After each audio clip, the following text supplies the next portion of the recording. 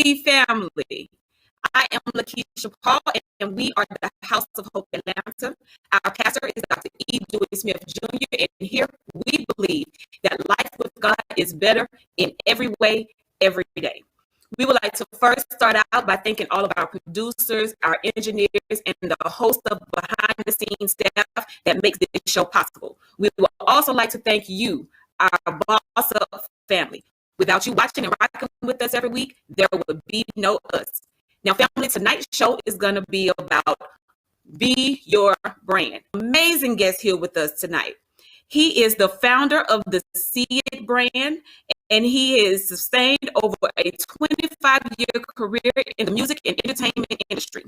He's an international recording artist, songwriter, actor, playwright. He's done it all, y'all.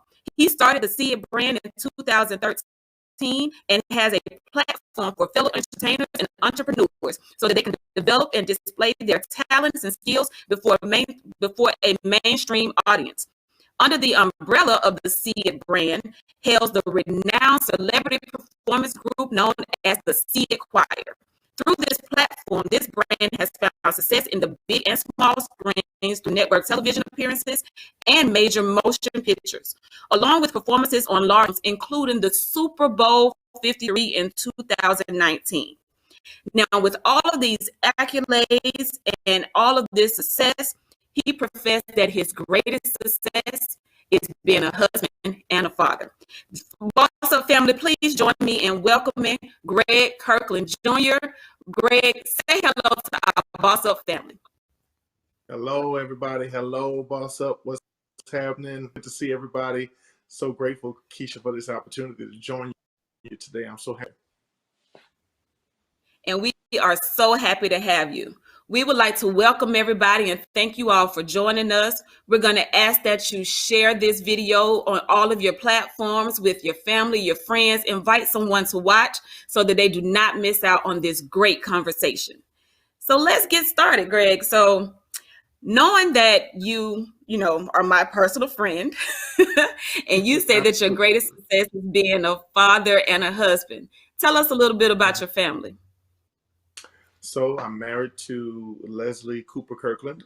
She is the founder of an amazing brand called The Bonus Club, which is geared toward blended families and blended environments and being healthy in coming together. It was established as Leslie is actually I'm remarried. And so I came into the marriage with two daughters, Kirsten and Kyla, who are 14 and 15. And together, Leslie and I have two sons, Carter and Cooper. And we just have a wonderful blended dynamic together. And I just feel like despite all the success that God has blessed me with, my greatest achievement is being a husband to Leslie and father to Kirsten, Kyla, Carter, and Cooper. So that's what brings me the most joy in everything that I do. I completely understand that. So you've been in this industry over 25 years. That being said, I know you've been singing even longer. So tell us about when you first realized that you had a gift and where did that start? I'm originally from Brooklyn, New York. I've been in Atlanta now for this year will make 31 years that I've been in Georgia. And so I started singing in New York at a church called First Baptist Church of Coney Island, where my grandmother would have me in church every Sunday, every rehearsal, every Saturday for youth choir rehearsal, and every afternoon service you can think of. I was just always in church. So I started singing when I was 4. Started singing in church when I was 4. And, it was just something that I've always done. It carried me over. When we moved here, I was 9. And by the time I turned 13, I started singing professionally with a group called Five Young Men, which was signed by Maurice Starr, same guy who did New Edition and New Kids on the Block. Perfect Gentleman decided he wanted to do a gospel group in 1994. And that's when myself and 4 other guys came together to form a gospel group called Five Young Men. So that was the start of my professional singing career. But I started singing when I was 4. That's amazing. That's amazing. Most artists that are out there today all started in the choirs and in gospel. And it's all because Absolutely. grandma. Absolutely. Grandma, they say I had a drug problem. My grandmother drugged me to church every time the church doors open. So that's my testimony, and that's why I am the way I am now. I'm a church boy. Let's sing. I love church. So we're just gonna say thank you, grandma. And grandma, big mama, Big mama. Big mama. Get it right. big mama, the original big mama. I understand. Exactly. So, in Atlanta, there are a lot of people with a lot of talent, but they've never seen even half of the success that you have. Can you tell us what steps you felt like you took that guided you into your success? Um, One of the things I always try to tell people is that the decisions that you make have to make sense toward the end goal. Um, Okay. for me, starting to sing at a young age and then being exposed to a professional singing career at 13, um, one of the things that I always say is that even though I was singing gospel, I pay homage to Maurice, the General Star, because what he taught us was the music business. You know, we were singing Mm, gospel, but we were doing things that the average gospel group were not doing or wasn't, because we were signed to a major label. We were signed to Loud Records, which was known for their hip hop department. They had Wu Tang Clan and Big Pun and Mobb Deep and all these, uh, well-known hardcore rap, artists. And here we were, just this gospel group that was signed to that label, and we were taught the music business. So, you know, in all of the visions that that I have made and try to continue to make as a musician, as an entertainer, as an artist, have always been business minded. So I always say that it's very important that whatever decisions that you make have to make sense toward the end goal. And I think a lot of people, what they do is um, they just agree to everything because they feel like, mm. being in the entertainment industry, every opportunity is a good opportunity, and that's not true. That's not true at all. That you have to know when to say no. You have to know what's not for you. That doesn't my brand. You know, and so Right. because it doesn't fit my brand, that's just not the right avenue for me. So I might I've learned um, pass opportunities on to other people who could benefit from certain opportunities, because I knew that it wasn't right for me or my brand, but I knew that it could be a blessing to somebody else. So, if I could say anything to answer that question, it would just be that I've tried to always make decisions that made sense toward the end goal. You know, That is amazing. That is amazing. Somebody need to put that in the comments. Make decisions that make sense towards your end goals. That is mm-hmm. amazing. And speaking of things not fitting your brand is the See It brand. How did Right. you come up with that name? How were you inspired to even start that? Well, see, it is something that I've always said as a teacher of music. Or even not just a teacher of music, but just in moments where I might be before people and I might be trying to explain something or trying to get them to understand something. One of the things I would always say is, see it. After I would teach a part or after I would give a point, I would say, see it.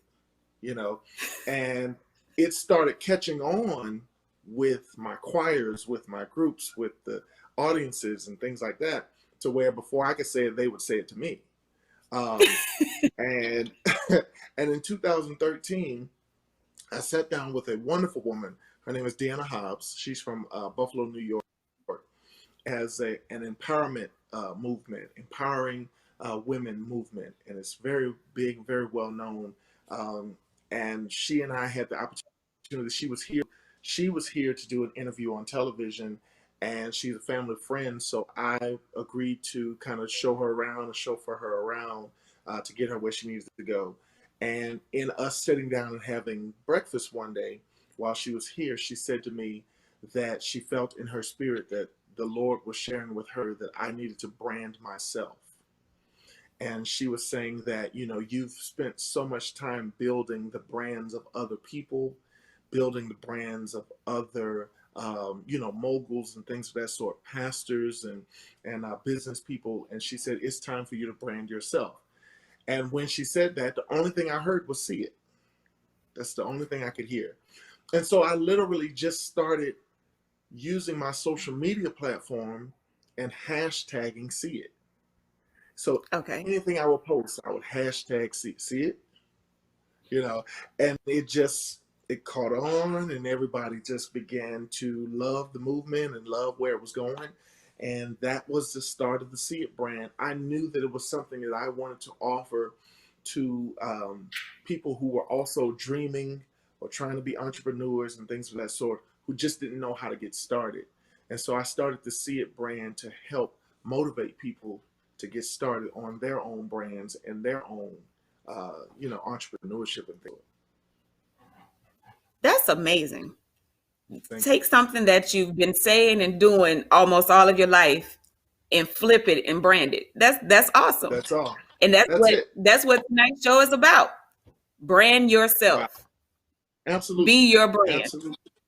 Wow. All right. So Wow. as you were branding yourself, what were some of the major challenges you faced and how did you overcome them? I think that it's a daily struggle. First of all, the struggle of being an entrepreneur alone is not even half the battle. It's 3/4 the battle. It's 75, 85, 95% of the battle is being an entrepreneur, because especially when you're a startup, you're doing everything on your own. Everything, anything that needs to be done, if you don't do it, get done. Exactly. And so that was the struggle most. Getting started was just one, getting it off the ground, doing it on my own, and then even beyond that, dealing with the struggles within myself of learning that that in order to be a success, you have to be okay with selling yourself. Like you saying that the for the night is be your own brand. You have to literally be your own brand. You have to become your brand. You have to live your brand. You have to sell your brand by being your brand. So, to use as an example, that's something that Leslie struggled with. And for a long time, she was known as No IG Leslie because she would not get on Instagram. And the funny thing was, the night that I asked marry me, the whole picture that we created an Instagram cutout, and I kneeled down on one knee behind the Instagram cutout, and I asked her to marry me. And when she accepted the ring, when you took a picture of her, it was a picture of an IG post, and that was literally her first Instagram post.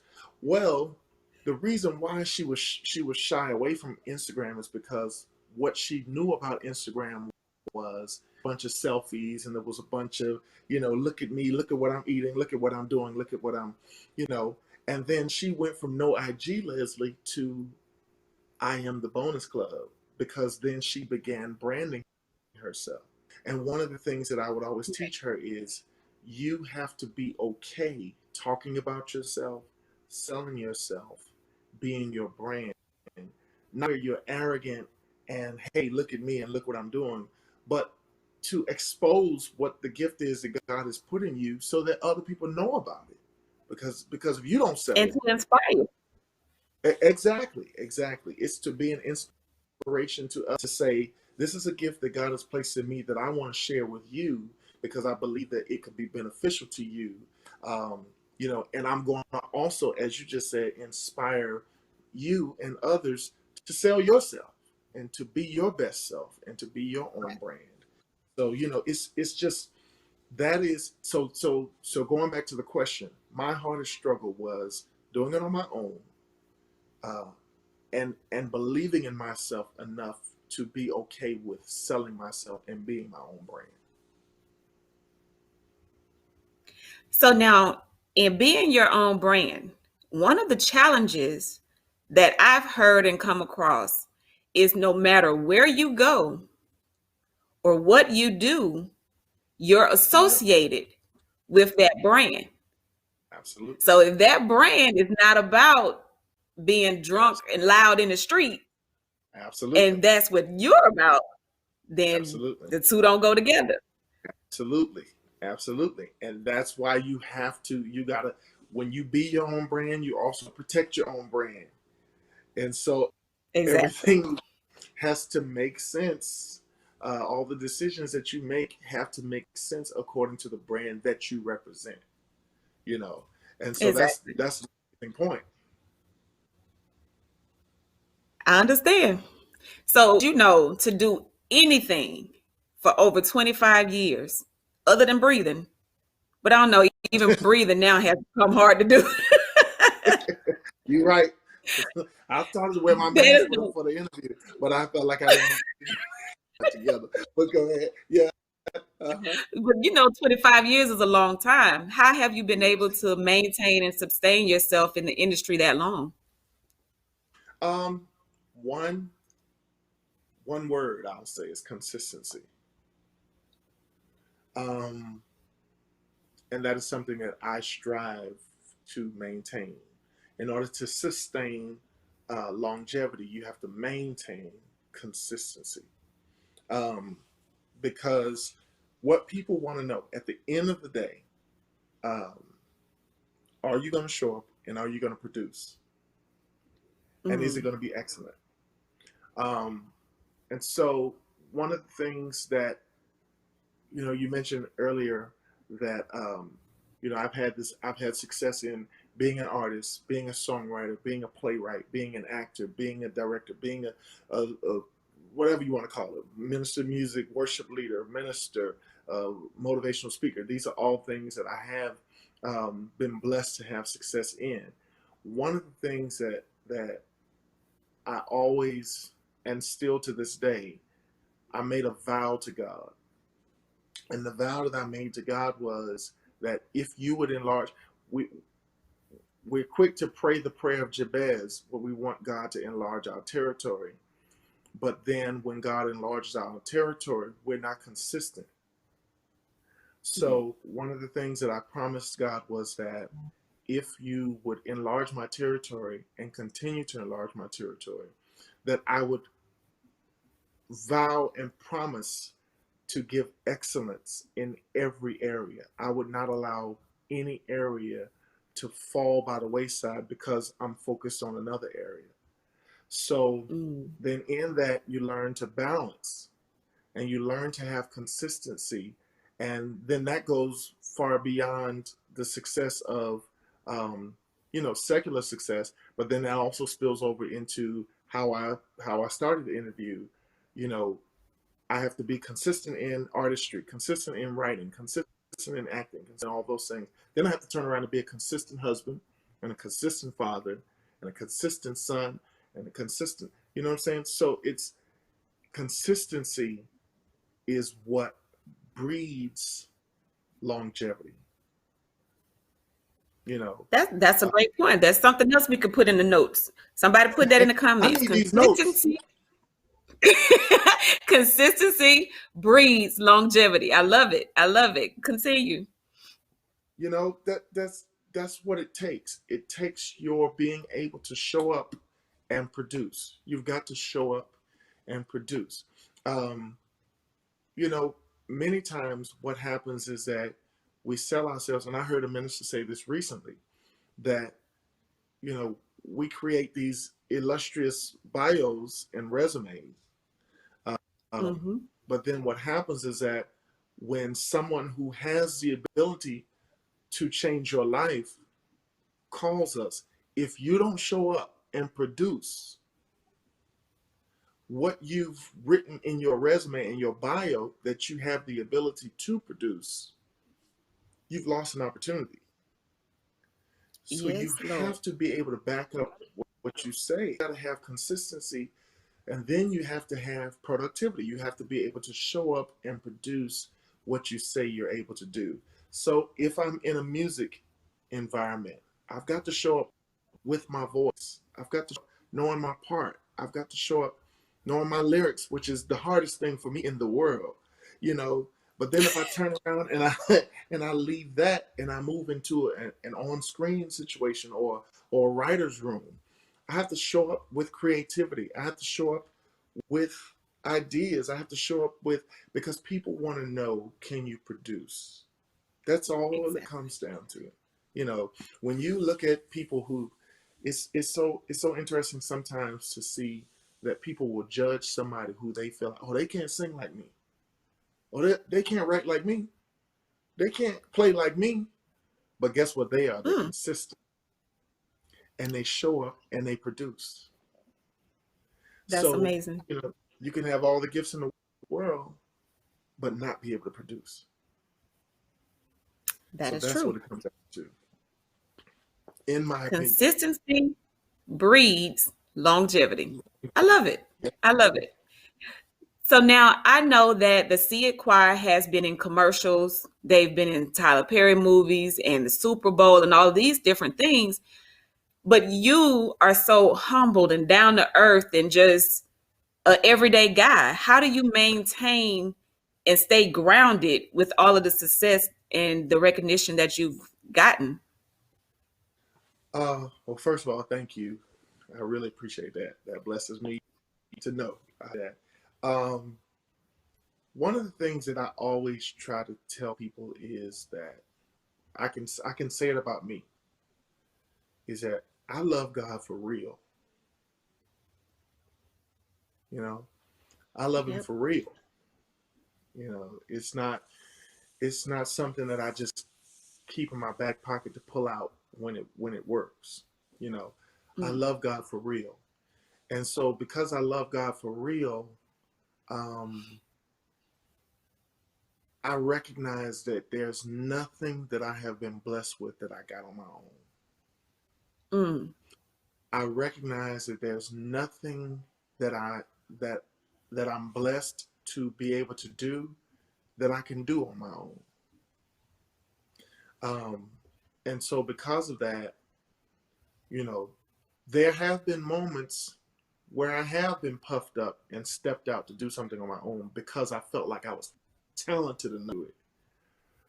Mm. And the worst and the loneliest place to be is out on a limb without God. All right now.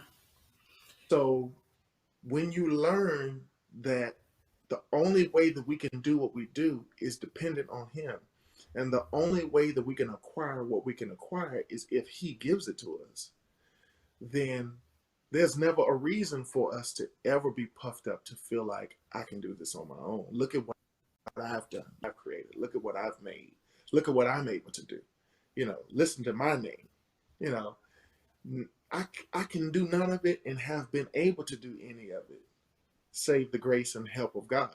So, you know, when you know that and when you operate in that and when you live in that, then there's nothing to be but humble, you know, because thank God, you know, All thank God. right. That's it. That's it. That's That's it. it. That's That's all. it. Yeah, that's all. And I will add one piece to it. I will. That is it, and that is all. But I will say too, it's also important of who you surround yourself with as well.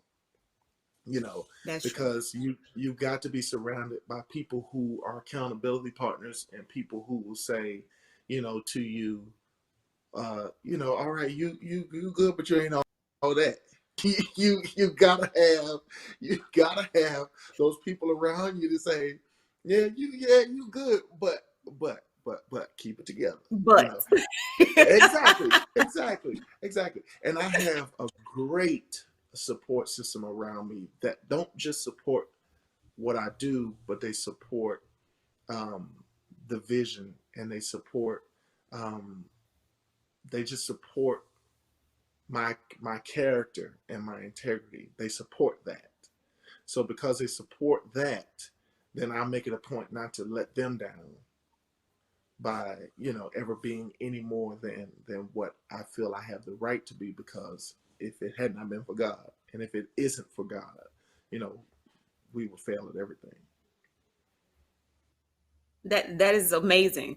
Boss Up family, if you are just joining us, we have Greg Kirkland Jr. of the See It brand here with us, and he is dropping some major knowledge on us right now. So if you're just joining us, share. Look in the comments and see what he said thus far. It's just been amazing. One thing that's really sticking out to me is consistency breeds longevity. That's just Yes, Lord. amazing. It's amazing. So, as we continue our interview, I just want to know, have you ever had any experiences of like weird encounters where people have started to recognize you and your brand? Any crazy fans out there? um, uh, I have had some interesting experiences where people have publicly expressed their interest in me and love and adoration for me before large crowds of people. I have had moments like that. Um, I have had moments where where I might be out enjoying myself, you know, and you know, I might not have orange juice, and I might not have sweet tea, and I might not have, you know, there have been moments when I have been out and I have had a little communion, and I've walked up and have recognized the brand that I've had to, you know, be mindful of it. Um, uh, but you know, for the most part, what I will say is that people do appreciate, you know, the human side of things. They do allow you to be human, and you know, I feel like when you're cordial and when you are inviting and approachable, then then even when people, you know, come to you, and sometimes it can be a little off the wall. It really can. It really can. I was in family and I were in. We were eating breakfast at Flying Biscuit. It's funny that you brought this up because I didn't think about this until right now. But we were in Flying Biscuit, and I don't know. It was right after Medea's family funeral came out, and I don't know if the people at the table may have recognized me from that, or may have. I don't know. I don't know. It could have been. Sometimes, here's what's funny: when people come to me and say, "Don't you sing?" Then I have to remember what church they might have seen me at, because I've been in every church on the corner of Atlanta. But I don't know where these people may have recognized me. But here's what was funny about them: they tried to take a picture of me on the sneak.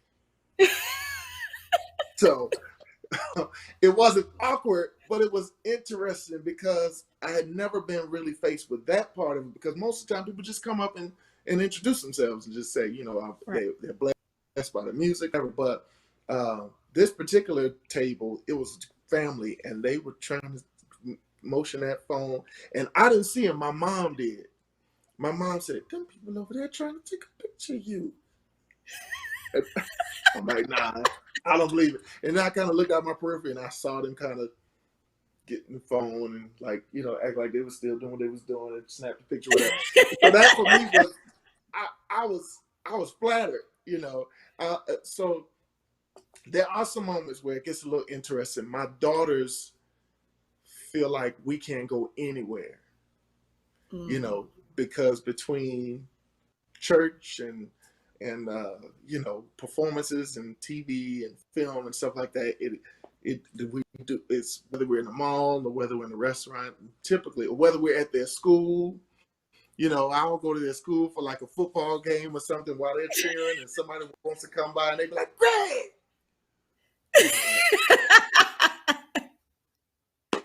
They have to understand You know, they're a celebrity now. I'm just like, hey, praise the Lord. Thank you, Jesus. Thank you, Lord.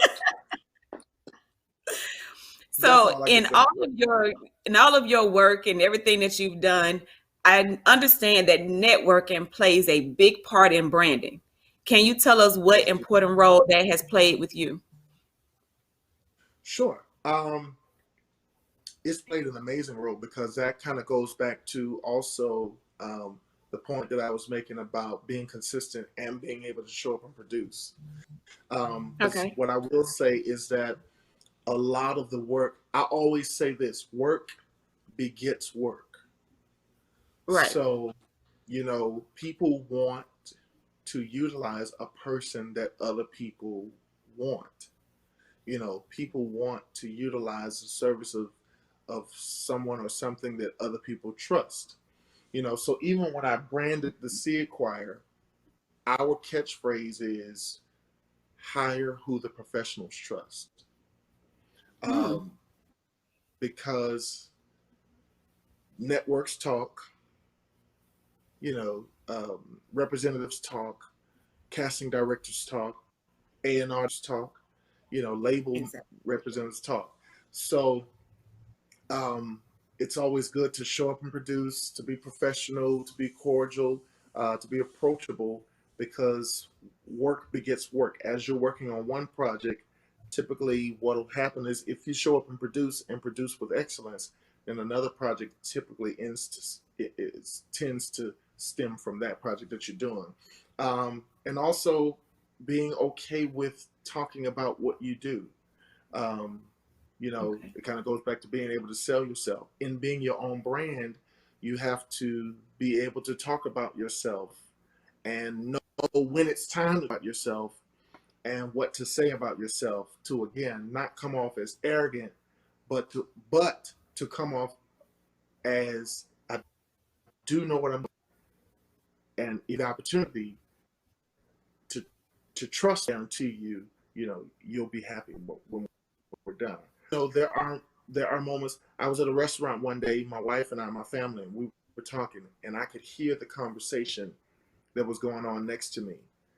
Um, and I stayed, engaged in the conversation that we were having as a family, but I could also hear the conversation that was going on next to me, to the point that it intrigued me to say, when they get up, I'm going to introduce myself to them. And so when they got up, I did. I said, respectfully, I don't want you to think I was eavesdropping, but I couldn't help but overhear, some of the things that you discussed. I just wanted to introduce myself. My name is Greg Kirkland. I have a brand called the See It brand, and inside of that is a performance choir called the See It Choir. And we've done film, we've done television. Well, as it turns out, the people that were sitting at the table, the conversation that they were having, they were represented. There was a rep from the Grammys there. There was a rep from the um, what do you call it? I don't think it was SAG, but it was something else. In other words, they were very well, People you needed to know. exactly. You see what I'm saying? And so in that moment, that was a networking moment that I had to seize, because had they walked out of the room, then and we were able to exchange information, and we emailed one another. We kept so it is important that in order to be your own brand, you also have to be able to sell your own brand and know when it's time to do that. That's very important. That is very important. I agree. With all that you've done, and we know that 2020 was a rough year. Mhm. How did 2020 and COVID-19 affect you, your brand? Did it slow you down any? Were there less opportunities? What happened? Well, yeah, it did slightly. It did slightly only because of the fact that the major entity right now of the See It brand, and we are working on something else, but the major entity of the See It brand is the See It Choir.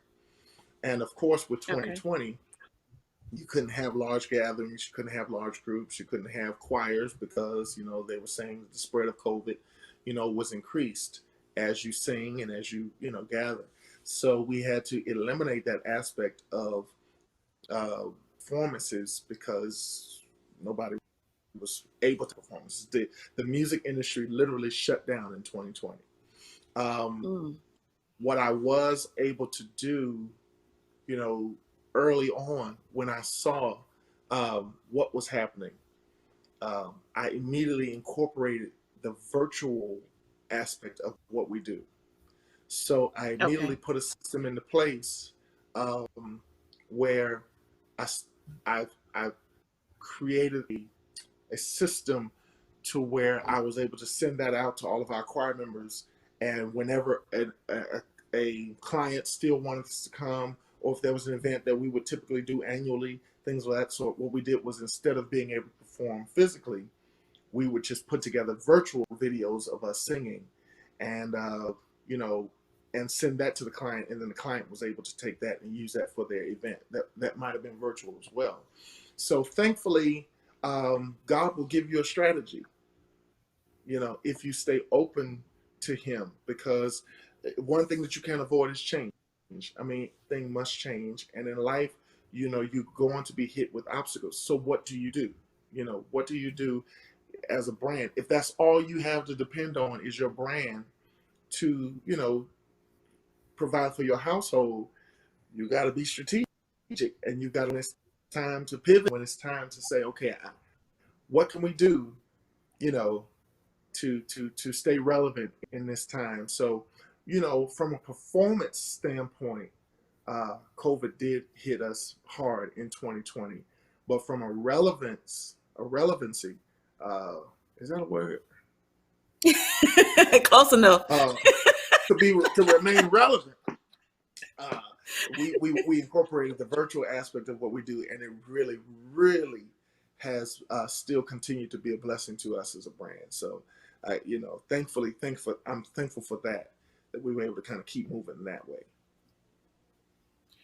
Greg, as much as I am enjoying this conversation, we are out of time. Oh, I'm so sorry. It's okay. I get it. Thank you.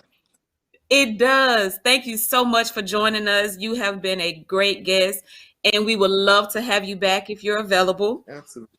Thank you, Boss Up family, so much for joining us and for watching. Until next time, just remember, our senior pastor always say, if you be good to God, God will be good to you. Have a great weekend, everybody. All right.